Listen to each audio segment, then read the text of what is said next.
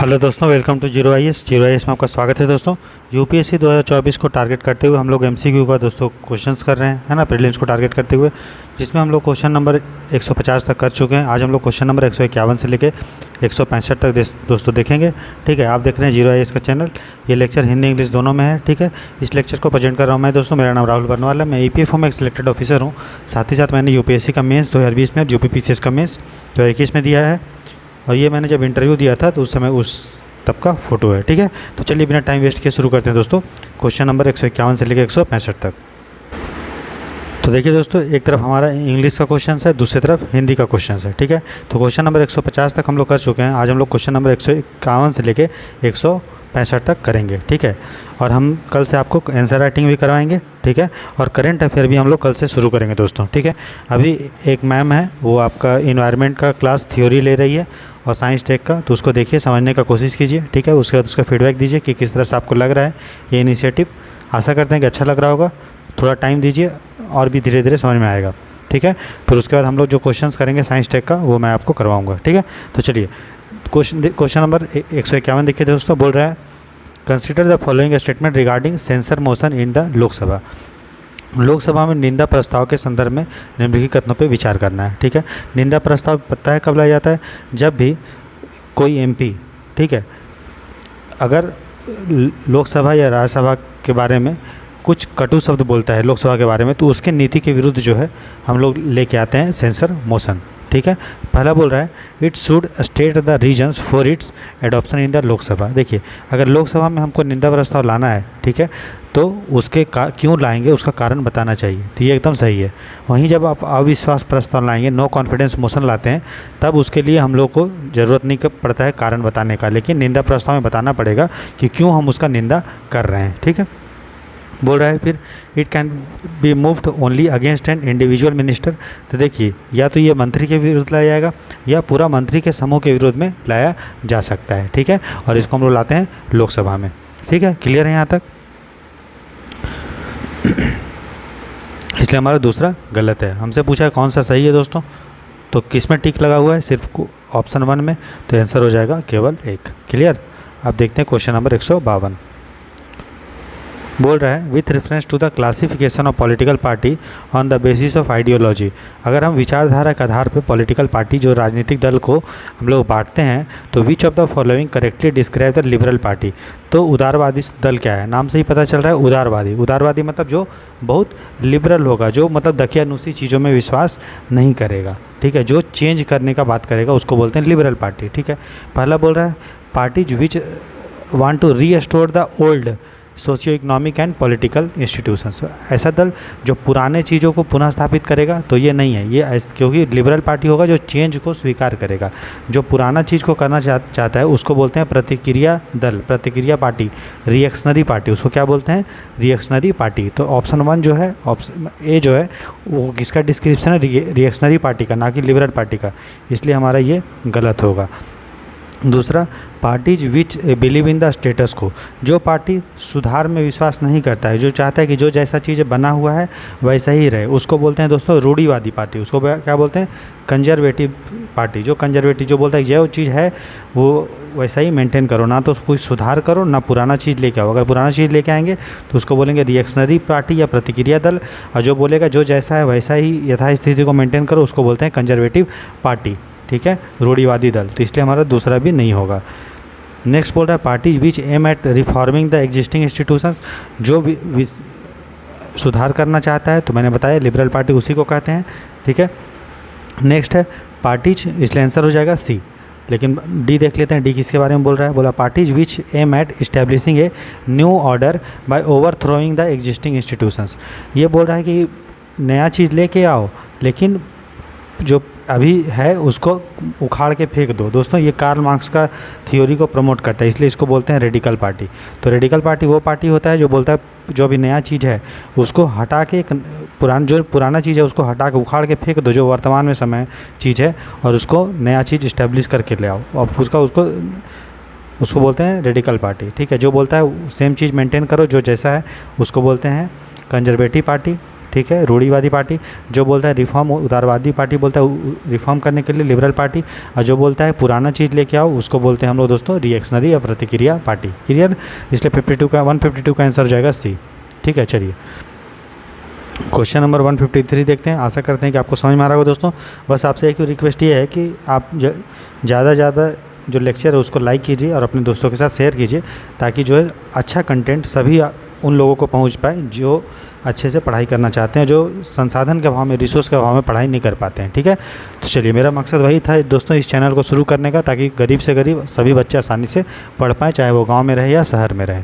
ठीक है, मेरा मकसद ये है कि आप में सोचने का शक्ति विकास हो, आप आसानी से जो प्रीलिम्स का निटी-ग्रिटी है आसानी से उसको समझ पाएँ, है ना। चलिए देखते हैं क्वेश्चन दोस्तों। 153 बोल रहा है consider the following statement regarding the election of the vice president. दोस्तों मैंने आपको पूरा पॉलिटी अच्छे से पढ़ाया है, उसमें उपराष्ट्रपति के इलेक्शन के बारे में भी आपको मैंने पढ़ाया था। ठीक, बोल रहा है nominated member of both the houses of the parliament do not take part in the election. देखिए वाइस प्रेसिडेंट का जब इलेक्शन होता है, ठीक है, तो उसमें जो पार्लियामेंट होता है उसके दोनों सदन के लोग, चाहे वो इलेक्टेड हो या नॉमिनेटेड हो, मनोनीत हो या निर्वाचित हो, दोनों उसमें पार्टिसिपेट करता है। वहीं जब राष्ट्रपति का पूछेगा तो उसमें सिर्फ और सिर्फ निर्वाचित होते हैं, इलेक्टेड होते हैं। इसलिए चूँकि वाइस प्रेसिडेंट का पूछ रहा है इसलिए दोनों होगा, इसलिए लेकिन इसमें लिखा है डू नॉट पार्टिसिपेट, तो ये हमारा गलत हो जाएगा। नेक्स्ट बोल रहा है members of the state legislature have no role in the vice president. सही बात है, राष्ट्रपति का जब इलेक्शन होता है तो उसमें जो एमएलए होते हैं इलेक्टेड उसका रोल होता है, लेकिन वाइस प्रेसिडेंट में सिर्फ संसद का, पार्लियामेंट का एमपी जो है वो भी दोनों इलेक्टेड नॉमिनेटेड दोनों पार्टिसिपेट करते हैं। ठीक, इसलिए हमारा ये एकदम सही है, क्योंकि बोल रहा है कि कोई रोल नहीं होता है किसका, विधायक लोगों का, तो ये एकदम सही है। करेक्ट पूछा है दोस्तों, बताइए तो किस में टिक लगा हुआ है, 2 में, आंसर हो जाएगा बी, 2 ओनली। क्लियर, तो 153 का आंसर हो जाएगा बी। क्वेश्चन 154 देखिए, बोल रहा है consider the following statement regarding the financial power of governor. Governor के बारे में मैंने आपको डिटेल में, राज्यपाल के बारे में डिटेल में पढ़ाया है, नहीं देखें तो ज़रूर देखिए। पॉलिटी का मैराथन लेक्चर है 10 घंटे के आसपास, आप उसको अगर अच्छे से देख लेते हैं तो आपका पॉलिटी अच्छे से लगभग खत्म हो जाएगा। फिर आप जो लक्ष्मीकांत पढ़ेंगे तो आपको कुछ छूटेगा उसमें से नहीं। ठीक, बोल रहा है money bill in the state legislature can be introduce only with his prior permission. देखिए जिस तरह अगर मनी बिल को, धन विधेयक को लाना पड़ेगा अगर लोकसभा में, तो जिस तरह राष्ट्रपति का परमिशन चाहिए, उसी तरह अगर हम लोग स्टेट में अगर लाना चाहते हैं तो हम लोगों को गवर्नर का परमिशन चाहिए। ठीक है, और कौन सा विधेयक, धन विधेयक, मनी बिल। ठीक है, धन विधेयक को। ठीक है, तो 154 का जो है पहला तो सही है। बोल रहा है he can make advances out of the consolidated fund of state. देखिए जिस तरह राज्य का संचित निधि से अगर पैसा निकालना है तो पार्लियामेंट के परमिशन के बाद ही निकाला जा सकता है, चाहे वो, ठीक है, अगर निकालना है संचित निधि से, और भारत का संचित निधि से अगर पैसा निकालना है तो पार्लियामेंट के परमिशन से हम लोग निकाल सकते हैं। वहीं अगर राज्य का संचित निधि से निकालना पड़ेगा तो किसका परमिशन लेंगे, राज्य का विधानसभा का, स्टेट लेजिस्लेचर का परमिशन लेंगे, ना कि गवर्नर का। और वही अगर कंटिजेंसी फंड जो आकस्मिक निधि है उससे अगर पैसा निकालना है राज्य का से, तब जाके गवर्नर का परमिशन लेंगे। लेकिन इसमें बोल रहा है संचित निधि, आकस्मिक निधि का बात नहीं किया है, कंसोलिडेटेड फंड का बात किया है, कंटिजेंसी फंड का नहीं बात किया, इसीलिए हमारा गलत होगा। क्योंकि कंटिजेंसी फंड जो है राज्य का, अगर उसे पैसा निकालना है तब राज्यपाल की ज़रूरत पड़ती है, ना कि कंसोलिडेटेड फंड से, संचित निधि से। ठीक है, इसलिए दूसरा हमारा गलत है। तो करेक्ट पूछा है, तो बताइए तो कौन सा सही है। सिर्फ हमारा ऑप्शन जो एक है इसी में टिक मारा हुआ है, इसलिए सही हो जाएगा 154 का ए। क्लियर है यहाँ तक। चलिए आगे देखते हैं दोस्तों। क्वेश्चन नंबर 155 बोल रहा है consider the following statement, Bihar, Jharkhand, MP, Maharashtra, which of the following state above have the constitutional obligation to have a state tribal welfare minister। बोल रहा है इन चारों राज्यों में से किन राज्यों में हम लोगों को राज्य जनजातीय कल्याण मंत्री की नियुक्ति करने का संवैधानिक दायित्व है। ठीक है दोस्तों, तो देखिए ये बताइए कि ट्राइबल जो स्टेट है, जनजातीय, ये कहाँ कहाँ ज़्यादा पाए जाते हैं। आपने पढ़ा होगा कि एमपी में सबसे ज़्यादा जो है ट्राइबल पाए जाते हैं, उसके अलावा झारखंड में भी है। ठीक है, ये बताइए महाराष्ट्र में ज़्यादा ट्राइबल है या नहीं है। महाराष्ट्र में जो ट्राइबल है दोस्तों वो बहुत कम है। ठीक है, तो वहाँ पे उनके कल्याण के लिए ट्राइबल वेलफेयर मिनिस्टर तो नहीं होगा। और झारखंड जो बना है वो बिहार के ट्राइबल का इशू जो था, ट्राइबल का मुद्दा था, उसका बहुत बड़ा एक रोल था झारखंड के बनने में। जो बिहार से अलग होकर बना है 15 नवंबर 2000 को जब झारखंड बना, तो एक उसमें मुद्दा था कि ट्राइबल लोगों का कल्याण। तो जब हम लोग एक झारखंड राज्य बना दिए तो बिहार में तो फिर ट्राइबल वेलफेयर मिनिस्टर नहीं होना चाहिए, है ना, इसलिए हमारा पहला नहीं होगा। जैसे ही पहला को आपने काट दिया तो हमारा आंसर निकल जाता है दोस्तों बी। ठीक है। तो ट्राइबल वेलफेयर मिनिस्टर वहाँ पे अपॉइंट किया जाता है संविधान के द्वारा जहाँ पे ट्राइबल लोग का पॉपुलेशन बहुत ज़्यादा है। जैसे कौन कौन सा है लिख लीजिए, झारखंड है, ठीक है, एमपी है, छत्तीसगढ़ है और उड़ीसा है, ठीक है। झारखंड, एमपी, छत्तीसगढ़, उड़ीसा, इन 4 राज्यों में स्टेट ट्राइबल वेलफेयर मिनिस्टर, जनजातीय कल्याण मंत्री को अपॉइंट करने का जिम्मेदारी, संवैधानिक दायित्व सरकार पे है, ठीक है। तो 155 का आंसर क्या होगा दोस्तों? बी। क्लियर। चलिए क्वेश्चन नंबर 156 देखते हैं। बोल रहा है with reference to the houses of the parliament consider the following statements. बोल रहा है with reference to the houses of the parliament consider the following statement. संसद के सदनों के संदर्भ में हमारा प्रश्न है। बोल रहा है the members of the Lok Sabha are directly elected while those of the Rajya Sabha are indirectly elected. सही बात है। लोकसभा जो एमपी होते हैं, ठीक है, उसको अगर चुनना है आपको तो हम लोग इलेक्शन करते हैं। वहीं अगर राज्यसभा का एमपी लोग को चुनते हैं तो उसका इनडायरेक्ट इलेक्शन होता है। इनडायरेक्ट इलेक्शन कहने का मतलब ये है, डायरेक्ट इलेक्शन मतलब है जब पब्लिक अपना नेता को चुनता है तब उसको हम लोग बोलते हैं डायरेक्ट इलेक्शन, प्रत्यक्ष चुनाव, ठीक। और वहीं जब किसी भी एमपी को चुनाव उसके द्वारा किया जाता है जिसको पब्लिक ने चुना, मतलब पब्लिक ने चुना एक आदमी को, और जब एक आदमी इसको चुनता है तब इसको हम लोग बोलते हैं इनडायरेक्ट इलेक्शन। पब्लिक इसको डायरेक्ट नहीं चुन रहा है, पब्लिक ने इसको चुना और इस एक आदमी ने इसको चुना, इसीलिए ये इनडायरेक्ट इलेक्शन है। तो जब लोकसभा का इलेक्शन होता है तो पब्लिक जो है डायरेक्टली इसको चुनता है, लेकिन जब राज्यसभा का इलेक्शन होता है तो पब्लिक चुनेगा इस आदमी को, एक आदमी को, और एक आदमी फिर इसको चुनता है, ठीक है। और एक आदमी कौन होता है? एमएलए होता है, विधायक। तो राज्यसभा के जो सांसद होते हैं उसको चुनता है विधायक लोग चुनता है, ठीक है। वहीं लोकसभा का चुना जाता है सांसद कैसे? पब्लिक के द्वारा। क्लियर है यहाँ तक? ठीक है। तो पहला जो बोल रहा है कि लोकसभा में डायरेक्ट इलेक्शन होता है, राज्यसभा में इनडायरेक्ट, तो ये एकदम सही है। मतलब लोकसभा में प्रत्यक्ष चुनाव, ये वाला डायरेक्ट, और राज्यसभा में ये इसको चुना फिर ये आदमी इसको चुना, वो इनडायरेक्ट। तो सही बात है। फिर बोल रहा है every union territory is represented only in the Lok Sabha but not in the Rajya Sabha. ये भी सही बात है कि देखिए लोकसभा में सभी केंद्र शासित प्रदेश को सीट है, ठीक है, लेकिन जो राज्यसभा में है वो सभी केंद्र शासित प्रदेश को सीट नहीं है। दिल्ली और पौंडीचेरी को ही सीट दिया गया है राज्यसभा में, ठीक है। लेकिन वहीं लोकसभा की अगर हम बात करेंगे, ठीक है, तो सभी जो है यूनियन टेरिटरी को सीट दिया गया है, ठीक है, इसलिए हमारा ये भी सही होगा। फिर बोल रहा है unlike the Rajya Sabha the Lok Sabha is permanent house. देखिए लोकसभा जो है हर 5 साल के बाद जनरली भंग हो जाता है, लेकिन राज्यसभा कभी भी भंग नहीं होता है, इसीलिए राज्यसभा को हम लोग बोलते हैं अस्थाई, ना कि लोकसभा। यहाँ लेकिन यहाँ लिख दिया है कि लोकसभा एक अस्थाई है, तो लोकसभा अस्थाई नहीं है क्योंकि लोकसभा हर 5 साल में लगभग भंग होता है, लेकिन राज्यसभा को हम भंग नहीं कर सकते। उसका जो सदस्य होता है हर 2 साल में 1/3 सदस्य जो होता है उसका रिटायर होता है, लेकिन राज्यसभा जस का तस रहता है, वो भंग नहीं होता। इसीलिए हमारा ये गलत है, क्योंकि इसमें बोल रहा है लोकसभा अस्थाई होता है, लोकसभा अस्थाई नहीं होता है, लोकसभा अस्थाई है, टेम्पररी है। क्लियर? ठीक है। 156 का आंसर हो जाएगा 1 और 2। समझ में आया? चलिए क्वेश्चन नंबर 157 देखते हैं दोस्तों। बोल रहा है which of the following powers is are enjoyed by the speaker of the Lok Sabha. मैंने आपको लोकसभा का स्पीकर के बारे में पढ़ाया है, और बोल रहा है कि not by the chairman of Rajya Sabha. बोल रहा है कि कौन सा जो शक्ति है वो लोकसभा को ही मिला, लोकसभा के अध्यक्ष को ही मिला है, ना कि राज्यसभा को। ठीक है, मतलब वो शक्ति के बारे में बताना है कि जो सिर्फ और सिर्फ लोकसभा के अध्यक्ष को मिला है और राज्यसभा के सभापति को नहीं मिला है। क्लियर? तो पहला है, तो बोल रहा है the decision about whether A bill is money bill और नॉट। तो आपको पता है कोई भी धन बिल, कोई भी विधेयक धन विधेयक है या नहीं, उसका अपॉइंट कौन बताता है? वो और सिर्फ बताता है कौन? लोकसभा का स्पीकर। क्लियर? ना कि राज्यसभा का। अच्छा, क्यों बोला गया है ऐसा कि क्यों लोकसभा का स्पीकर को ज़्यादा पावर दिया गया है मनी बिल धन विधेयक में? इसलिए दिया गया है क्योंकि जो भी जो भी पार्टी सरकार में तभी रह पाता है जब तक उसको बहुमत लोकसभा में मिला गया है, और लोकसभा से ही हम लोग बजट का पैसा निकालते हैं।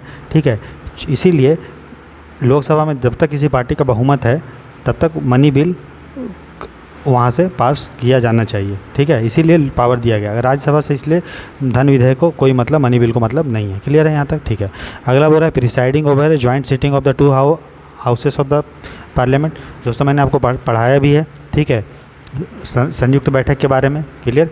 ये कमेंट सेक्शन में मुझे लिख के बताइए कि जो संयुक्त बैठक होता है, जॉइंट सेशन होता है पार्लियामेंट का, ठीक है, वो संविधान के किस आर्टिकल के तहत, किस अनुच्छेद के तहत जॉइंट सीटिंग होता है। जॉइंट सीटिंग का क्या मतलब है कि जनरली लोकसभा अलग मिलता है और राज्यसभा अलग मिलता है, लेकिन कोई भी बिल, वो अगर धन विधेयक मनी बिल नहीं है और संविधान संशोधन विधेयक नहीं है, मतलब कोई भी बिल मनी बिल धन विधेयक नहीं है और कॉन्स्टिट्यूशन अमेंडमेंट बिल नहीं है, ठीक है, और इस पर लोकसभा और राज्यसभा में सहमति नहीं हो पाया, तब जाके इन बिलों को अलावा बाकी जितने भी बिल हैं अगर उसमें सहमति नहीं हो पाया है, तब जाके जॉइंट सेशन होता है जहाँ पे लोकसभा और राज्यसभा दोनों एक साथ मीटिंग होता है और उस पर वोटिंग होता है, ठीक है।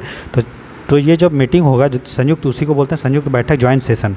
और जॉइंट सेशन जब होगा तो बताइए इसमें हेड कौन करेगा। तो कॉन्स्टिट्यूशन में लिखा गया है कि जॉइंट सेशन को हेड जो करता है वो लोकसभा का स्पीकर करता है, ठीक है, लोकसभा का अध्यक्ष करता है। इसमें राज्यसभा का अध्यक्ष का कोई भी पावर नहीं होता है, और लोकसभा का अध्यक्ष अगर छुट्टी में रहेगा तो लोकसभा का उपाध्यक्ष करेगा, ठीक है, और अगर वो भी छुट्टी में रहेगा तो फिर जो भी मेंबर आएगा वो लोकसभा से ही आएगा, राज्यसभा से कोई भी मेंबर नहीं आता है।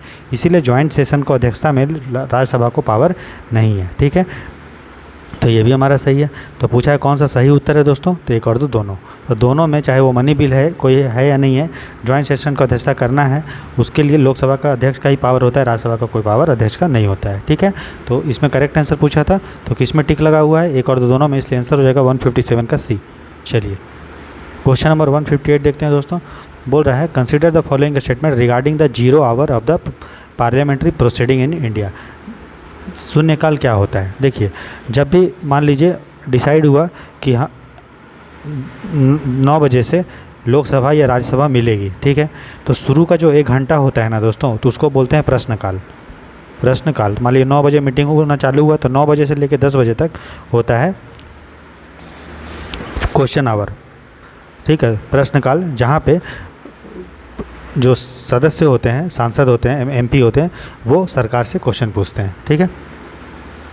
उसके बाद 1 घंटा हो गया, उसके बाद हाउस का एक डिसाइड हो जाएगा कि यार इसके बाद हम लोग इतने बजे से हाउस के कभी जो भी मैटर उसको डिस्कस करेंगे क्वेश्चन। तो जब क्वेश्चन आवर ख़त्म हो गया 1 घंटे बाद, और जब कुछ समय बाद जब हाउस का नया नॉर्मल प्रोसेस चालू हुआ, तो जो बीच का समय होता है ना, उसको हम लोग 0 आवर बोलते हैं। समझ में आया। तो क्वेश्चन आवर जैसे ही ख़त्म हुआ और हाउस का जब नया कोई मैटर नहीं लिया जाता है, जब तक शुरू हाउस का कार्यवाही नहीं होता है एक नया सिरे से, ठीक है, तो उसके बीच के समय को हम लोग बोलते हैं क्या, 0 आवर, शून्यकाल, ठीक है। तो उसके संदर्भ में हमारा प्रश्न है, बोल रहा है it is a device under the rules of procedure to raise matters without any prior notice. देखिए कोई भी सूचना दिए हम लोग कोई भी मैटर को 0 आवर में ला सकते हैं बिना सूचना दिए, ठीक है, लेकिन ये वाला जो 0 आवर है ना, वो कहीं भी प्रोसीजर रूल्स ऑफ प्रोसीजर मतलब लोकसभा या राज्यसभा के जो नियम है उसमें उल्लेख नहीं है कि 0 आवर का उल्लेख कहीं नहीं किया गया। बस ये एक प्रथा बन गया है कि जैसे ही प्रश्नकाल ख़त्म होगा और जब तक संसद का नया चीज़ मैटर पे डिस्कशन कुछ नहीं हो रहा है, उसके बीच में 0 का आवर बोलेंगे, शून्यकाल बोलेंगे, वहाँ पे हम लोग बिना नोटिस के क्वेश्चन पूछ सकते हैं सरकार से। क्लियर है। इसलिए हमारा ये गलत होगा, क्योंकि इसमें ये तो सही है कि मैटर हम लोग रेज कर सकते हैं बिना नोटिस का, लेकिन ये इसका मेंशन जो है रूल्स ऑफ प्रोसीजर में नहीं है, ठीक है, प्रक्रिया के नियमों के अंतर्गत ये एक साधन नहीं है, क्योंकि ये एक नॉर्मल सिर्फ हम लोग का एक बन गया है, एक प्रथा बन गया है। क्लियर। चलिए आगे बोल रहा है it is the first hour of every parliamentary sitting and available in both the house. देखिए दोनों सदन में तो अवेलेबल है, लेकिन पहला घंटा नहीं होता। मैंने बताया पहला जो घंटा होता है उसको हम लोग बोलते हैं प्रश्नकाल, उसके बाद शून्यकाल होता है, फिर जाके हाउस का नया वाला कुछ भी मीटिंग होता है, तो बीच वाले काल को बोलते हैं शून्यकाल, ठीक है। तो कंफ्यूज नहीं होना है कि शून्य है तो मतलब शुरू में होगा, नहीं, शून्य काल जो होता है वो क्वेश्चन आवर के बाद होता है, शुरू का जो 1 घंटा होता है वो होता है क्वेश्चन आवर, इसलिए हमारा ये भी गलत है। क्लियर है। कौन सा सही है दोस्तों बताइए। तो डी, ना तो एक सही है ना तो 2, 158 का हो जाएगा डी। चलिए आगे देखते हैं क्वेश्चन नंबर 159। बोल रहा है consider the following statement regarding the state council of minister. राज्य मंत्री परिषद के संदर्भ में निम्नलिखित कथनों पर विचार करना है। बोल रहा है minister who is not a member of the state legislature for any period of 6 consecutive months shall cease to be a minister. ठीक है। तो देखिए कोई भी व्यक्ति है, ठीक है, वो मंत्री तब तक बन सकता है जब तक वो बिना चुने 6 महीना तक मंत्री बन सकता है। 6 महीने के बाद उसको चुनना पड़ेगा। मतलब कोई भी, मान लो हम, ठीक है, मेरा उम्र जो है 25 कितना हो गया है, 25 ईयर्स क्रॉस कर चुका हूँ, तो मैं जो है एमएलए बन सकता हूँ, ठीक है। बिना इलेक्शन किए मैं मंत्री बन सकता हूँ बिना इलेक्शन के। लेकिन कब तक बन सकते हैं? तो 6 महीने का। 6 महीने के बाद हमको अपना एमएलए मतलब इलेक्शन होकर हमको बनना ही पड़ेगा, ठीक है। तो वही बोल रहा है कि कोई मंत्री जो निरंतर 6 माह की किसी अवधि तक राज्य के विधानमंडल का सदस्य नहीं है, उस अवधि की समाप्ति मतलब 6 महीना की समाप्ति के बाद मंत्री नहीं रहेगा। अगर मंत्री उसको बनना है 6 महीने के बाद, ठीक है, तो उसको चुन के आना पड़ेगा ही। मतलब कोई आम आदमी भी जिसका उम्र 25 साल से ऊपर है, ठीक है, वो राज्य विधानसभा में वो मतलब सरकार में, राज्य का सरकार में या केंद्र सरकार में मंत्री बन सकता है, लेकिन 6 महीने के बाद उसको चुन के आना पड़ेगा, ठीक। इसलिए हमारा ये सही है। नेक्स्ट बोल रहा है the salary and allowance of the minister shell only be determine the state legislature. सही बात है, राज्य का जो विधानसभा है वही जो है मंत्री का वेतन भत्ता डिसाइड करता है, ठीक है। और वहीं पे अगर संसद किसका डिसाइड करेगा, तो संसद डिसाइड करता है लोकसभा का, संसद लोगों का, ठीक है। लेकिन यहाँ पे बोला है कि मिनिस्टर, मंत्री और एमएलए लोगों का, वो राज्य का विधानसभा डिसाइड करता है, इसलिए ये भी सही है। तो कौन सा सही है दोस्तों बताइए? तो सी होगा। क्लियर? चलिए 160 देखते हैं। पूरा consider the following statement regarding the state legislature. मैंने आपको राज्य विधानमंडल मतलब पूरा पॉलिटी मैंने आपको पढ़ाया है, तो आप एक बार अच्छे से उसको देख लीजिए और उसके बाद क्वेश्चन बनाइए और साथ साथ भी प्रैक्टिस करते हैं, आपको बहुत अच्छा से पॉलिटी पे पकड़ हो जाएगा दोस्तों, ठीक है। फिर हम लोग इकोनॉमी लेंगे, ठीक है, तो उसको भी अच्छे से हम लोग करेंगे। फिर देखिए बोल रहा है a person can not be the elector of the state assembly constituency of the state concern in order to contest a state assembly election. बोल रहा है राज्य विधानसभा चुनाव लड़ने के लिए किसी व्यक्ति को संबंधित राज्य के विधानसभा क्षेत्र का निर्वाचक होना चाहिए।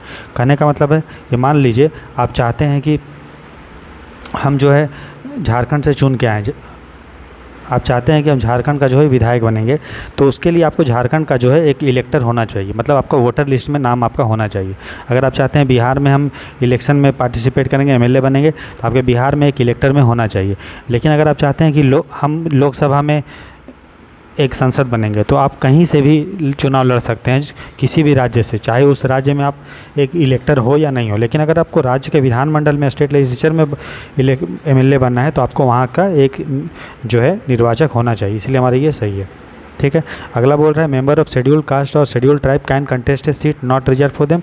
ये भी सही बात है। मान लीजिए कोई सीट है, ठीक है, मान लीजिए झारखंड में एक सीट है ये वाला, ये सीट है SC ST के लिए रिजर्व, तो इस सीट पे सिर्फ और सिर्फ SC ST ही खड़ा हो सकते हैं। लेकिन कोई सीट, एक और कोई सीट है ये जिसमें कोई रिजर्वेशन नहीं है, तो इसमें ये जनरल सीट है, इसमें SC ST भी इलेक्शन में लड़ सकते हैं, OBC भी, जनरल भी, कोई भी लड़ सकता है, ठीक है। तो वही बोल रहा है कि जो SC ST होते हैं वो उन सीट में भी कॉन्टेस्ट कर सकते हैं जो उनके लिए रिजर्व नहीं है। रिजर्व में तो सिर्फ वही करेंगे, लेकिन बाकी जो नॉर्मल सीट है उसमें कोई भी कर सकता है, इसलिए ये भी हमारा सही है। तो कौन सा करेक्ट है दोस्तों बताइए? तो दोनों है, इसलिए आंसर हो जाएगा 160 का सी।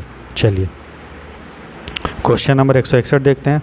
बोल रहा है as per the constitutional provisions parliament can make laws on the matter of a state list in which of the following circumstances. मैंने आपको 3 लिस्ट के बारे में पढ़ाया था, यूनियन लिस्ट मतलब केंद्र सूची, स्टेट लिस्ट राज्य सूची, और कंकरेंट लिस्ट समवर्ती सूची। मैंने बताया था कि जो यूनियन लिस्ट में होंगे वो उसमें सिर्फ और सिर्फ जो है पार्लियामेंट ही बना सकता है, ठीक है। और बोल रहा है कि और पार्लियामेंट राज्य सूची में भी बना सकता है। मैंने बताया था कि जब भारत में अगर राष्ट्रपति शासन है, ठीक है, तब बना सकता है। मतलब कोई मैटर है, मान लीजिए हेल्थ किस में आता है बताइए? तो स्वास्थ्य राज्य सूची में आता है। तो राज्य सूची में आता है तो इसमें शासन का कानून बनाने का पावर किसके पास होना चाहिए? स्टेट के पास होना चाहिए, राज्य के पास। लेकिन बोल रहा है कि किन परिस्थितियों में, किन कंडीशन में, किन सर्कमस्टांसेस में जो पार्लियामेंट है वो भी स्टेट लिस्ट में कानून बना सकता है। तो तब बना सकता है जब भारत में नेशनल इमरजेंसी राष्ट्रपात का लगा हुआ हो, तब बना सकता है जब अंतर्राष्ट्रीय सहमति को समझौता को लागू करने के लिए, मान लीजिए भारत सरकार ने कोई समझौता साइन किया जिसमें हेल्थ का मैटर है, तो उन समझौता को लागू करने के, एग्रीमेंट को लागू करने के लिए पार्लियामेंट जो है हेल्थ पे कानून बना सकता है, ठीक है। अच्छा, उसके बाद अगर प्रेसिडेंट रूल लगा है, राष्ट्रपति शासन लगा हुआ है, तो भी बना सकता है, ठीक है। फाइनेंशियल इमरजेंसी में कानून नहीं बना सकता है। इसके अलावा और भी बना सकता है जब 2 राज्य मिल के पार्लियामेंट को बोलें कि इस चीज़ पे कानून बनाओ, तो वो जो है पार्लियामेंट उस चीज़ पे कानून बना सकता है, लेकिन वो जो कानून होगा वो उन्हीं राज्य पे वैलिड होगा जो राज्य बोले हैं कि कानून बनाओ इस मैटर पे। क्लियर है? मान लीजिए स्वास्थ्य है, तो स्वास्थ्य को लेके बिहार और झारखंड दोनों बोला पार्लियामेंट को कि आप इस मैटर पे कानून बनाओ, तब पार्लियामेंट स्वास्थ्य पे कानून बना सकता है, लेकिन जो भी कानून बनाएगा वो सिर्फ बिहार और झारखंड पे ही अप्लीकेबल होगा। ठीक है। इसके अलावा अगर राज्यसभा बहुमत से राज्यसभा अगर विशेष प्रपोजल से अगर पास कर दे, मान लीजिए राज्यसभा है कोई चीज़ पे बोले कि इस चीज़ पे कानून बनाया जाए, तो उस चीज़ पे भी पार्लियामेंट कानून बना सकता है। ठीक है। तो चाहे वो राष्ट्रपति काल हो या अंतर्राष्ट्रीय समझौता हो या राष्ट्रपति शासन हो या दो से अधिक राज्य मिल के बोलें तो उस पर, और राज्यसभा बोले तब। तो इन 5 कंडीशन में जो है पार्लियामेंट राज्य सूची में जो भी लिस्ट है, स्टेट लिस्ट में जो भी आइटम्स है उस पर कानून बना सकता है। फाइनेंशियल इमरजेंसी में कोई पावर ऐसा नहीं होता है। कौन सा सही है दोस्तों? 1, 2 एंड 3 तो मैंने आपको बताया। इसके अलावा ये भी केस है और ये भी केस है। ठीक है, लेकिन इसमें 3 ही चीज़ लिखा है, इसलिए 1, 2, 3 सही है। ठीक है, तो 161 का आंसर हो जाएगा बी। चलिए क्वेश्चन नंबर 162 देखते हैं। बोल रहा है कंसिडर द फॉलोइंग स्टेटमेंट्स। ठीक है, निम्नलिखित कथनों पर हमें विचार करना है। बोल रहा है person can be elected to the office of the president for any number of time. सही बात है, कोई भी व्यक्ति राष्ट्रपति पद पर कितने बार भी निर्वाचित हो सकता है। लेकिन यहीं पर पूछ देता अमेरिका में, तो अमेरिका में कोई भी व्यक्ति राष्ट्रपति पद पे 2 ही बार रह सकता है, लेकिन इंडिया में ऐसा कोई लिमिटेशंस नहीं है, इसलिए पहला हमारा सही है। ठीक है। नेक्स्ट बोल रहा है if the office of the president falls vacant by the resignation, removal, death or otherwise the election to fill that vacancy shall be held within 3 months. तो देखिए, मैंने आपको जब राष्ट्रपति पढ़ाया था दोस्तों, तब बोला था कि अगर राष्ट्रपति का पद खाली हो जाता है उसके त्याग देने से, रेजिग्नेशन देने से, या उसको हम लोग जब हटा देते हैं तब, या उनकी मृत्यु से, तब हम लोग को उसका इलेक्शन कराना पड़ेगा उस पद के लिए, राष्ट्रपति के पद के लिए। और वो इलेक्शन जब भी सीट खाली हुआ है उसके 6 महीना के अंदर, ना कि 3 महीना के अंदर। समझ में आ रहा है? तो ये आपको ध्यान देना है, इसलिए हमारा दूसरा गलत होगा। तो कौन सा सही है दोस्तों? सिर्फ एक, तो आंसर हो जाएगा केवल 1। ठीक, चलिए क्वेश्चन नंबर 163 देखते हैं। बोल रहा है in which of the following matters the central is empowered to give directions to the state with regard to the exercise of their executive power. तो जब मैंने आपको सेंट्रल स्टेट रिलेशन पढ़ाया था, ठीक है, लक्ष्मीकांत में, तब मैंने आपको बताया था कि किस कंडीशंस में जो है राज्य को केंद्र सरकार आदेश दे सकता है, किसके लिए? तो कार्यकारी शक्ति जो को एक्सरसाइज करने के लिए, उपयोग करने के लिए। ठीक है, तो पहला है measures to be taken for the protection of the railway within the state. मान लीजिए ये हमारा झारखंड, ये इंडिया है, ठीक है, ये झारखंड है, झारखंड से रेलवे जा रहा है। रेलवे किसका होता है दोस्तों? भारत सरकार का। तो भारत सरकार, केंद्र सरकार जो है कि सेंट्रल गवर्नमेंट राज्य सरकार को आदेश दे सकता है कि जो रेल गया है आपके एरिया से, उस राज्य से, आप उसको प्रोटेक्ट कीजिए। तो इसलिए पहला हमारा सही होगा। नेक्स्ट बोल रहा है is in ensuring compliance with the laws made by the parliament. तो अगर पार्लियामेंट ने कोई कानून बनाया, ठीक है, तो उस कानून को लागू करवाने के लिए केंद्र सरकार राज्य सरकार को बोल सकता है। तो ये भी हमारा सही है। फिर बोल रहा है in drawing up and execution of the specified schemes for the welfare of the schedule tribes. अगर राज्य में जनजाति हैं उनके कल्याण के लिए भारत सरकार ने कोई स्कीम बनाया है, तो उस स्कीम को लागू करवाने के लिए, ठीक है, और क्रियान्वयन पे भी राज्य सरकार को केंद्र सरकार आदेश दे सकता है। ठीक है, तो ये भी हमारा सही होगा। तो कौन सा करेक्ट है दोस्तों? तो तीनों हमारा सही है। तीनों केस में केंद्र सरकार राज्य सरकार को आदेश दे सकता है। ठीक है, इसके अलावा और भी चीज़ों पे दे सकता है। जो हमारा संचार का साधन है, जैसे रोड है, हाईवे है, एयरपोर्ट है, तो उसको भी रख रखाव के लिए बोल सकता है।